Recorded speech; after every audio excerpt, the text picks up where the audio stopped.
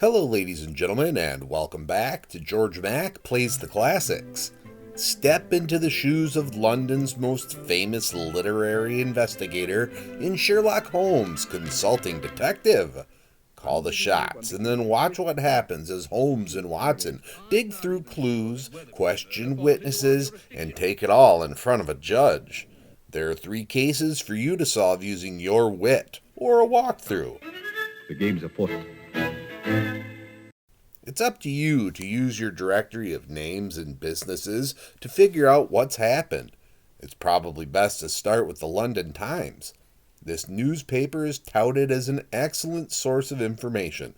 There is a printed version of the paper with the instruction manual, but each daily edition is also available in the software itself. Finding the related articles can take some time, but once you do, it's important to take notes about names and circumstances. The Mummy's Curse case plays over a few different newspaper dates, but you get the names of the 3 murdered men from reading, and can then begin to gather clues.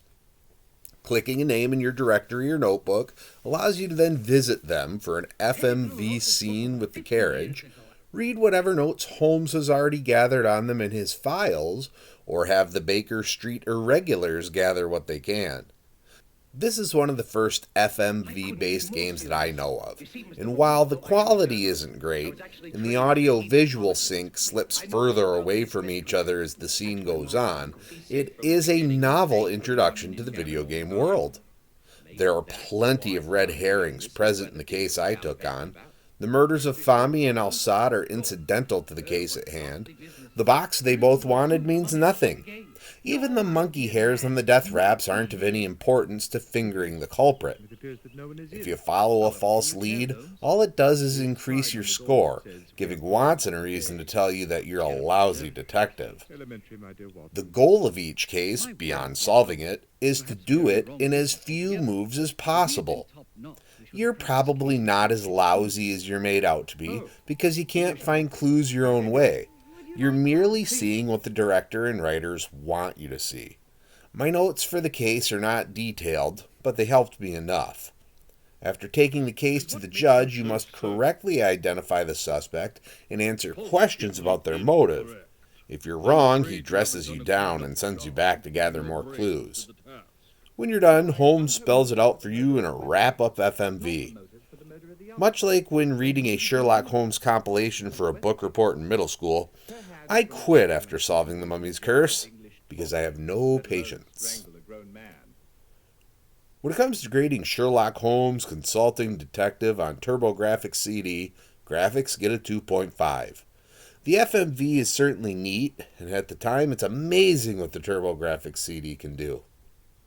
Sound gets a 3.0. CD quality sound, though sometimes the gain is set too loud, cracking the speakers. Gameplay gets 1.5. The actors do a nice job in the FMVs, but the actual gameplay is very light and boring. Difficulty gets a 2.0. Can you follow the clues, ignore the red herrings, and make leaps when you need to? Fun factor gets a 1.0. I thought being the world's greatest detective would be more enjoyable, but it really wasn't. Overall, Sherlock Holmes Consulting Detective earns a 2.0 and gets a C. If you want a game where you can sleuth your way through a few mysteries, this will scratch that itch. Otherwise, don't bother. Well, that's going to do it for me for today. Please make sure to like this video. Let me know what you think of Sherlock Holmes Consulting Detective in the comments. And please subscribe to Head Drop Productions here on YouTube, because we want you here for each and every video we release. Because it is your destiny.